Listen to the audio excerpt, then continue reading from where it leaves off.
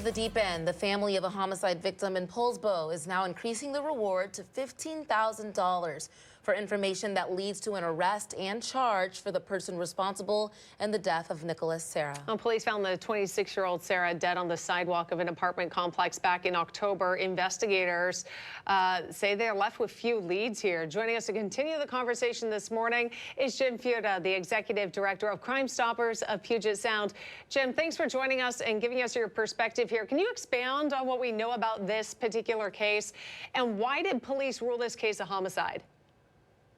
Well, what happened is that he was seen throughout the night on different security cameras in and around this apartment complex.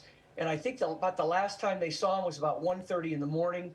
And then his body was found bludgeoned at 6:30 in the morning around that same complex. So police have had quite a few questions, and the police chief, Ron Harding in Poulsbo, reached out and asked if we could help with getting some anonymous tips in. You know, oftentimes people know who did this, and sometimes they need a little bit of urging to come forward. And, you know, Crime Stoppers always pays $1,000 anonymously for tips, but oftentimes in this case, the family came up with another $14,000 to make the total $15,000, with the hopes that that will poke somebody enough to maybe change allegiance to whoever might have done this and report anonymously. And we will never find out who that person is. Just a horrible crime here. Let's go back to when Poulsbo police first posted about this investigation into Serra's death on Facebook. They said that there's no reason to believe there's a heightened danger to the community. Does that indicate that this could have been a targeted attack? Well, and here's what's cool about how the Crime Stoppers fits in here, is that the detectives are going a certain direction. They might have an idea, but they don't have enough probable cause to arrest somebody. So an anonymous tip, they might have 80% of a case done, and that anonymous tip that comes in ties it all in. And then the detective lets us know if that is the tip that helped lead to an arrest and a charge, and then we end up paying that anonymous person. Hey, you know, investigators have said there were few leads in this. What kind of challenges do law enforcement face when they're trying to solve homicide cases like this one?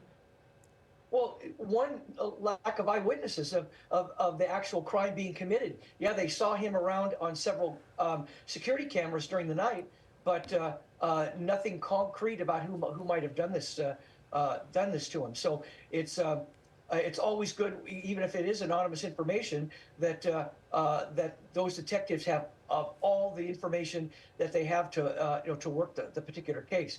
And the cool thing about how Crime Stoppers work is we're a partnership between the police, the public, and the media. So you guys are obviously helping by getting the word out, and then we filter the tips that come in right down to that detective that's investigating whatever homicide case it might be. We deal with 57 different police agencies in 4 counties and service about 4.2 million people. So we are pleased with the cooperation that we get from the media and oftentimes the public that sends in these tips for us. Thanks for explaining how Crime Stoppers works, because there are some people out there that don't really know. Previously, you mentioned that upping the reward is beneficial. Can you expand on how it's beneficial in regards to getting tips? Sure. Like I always say, somebody knows that suspect. Someone knows who committed that crime. And oftentimes, the upper reward helps to change allegiance to the, okay, this bad guy's my friend, and I'm not going to turn him in.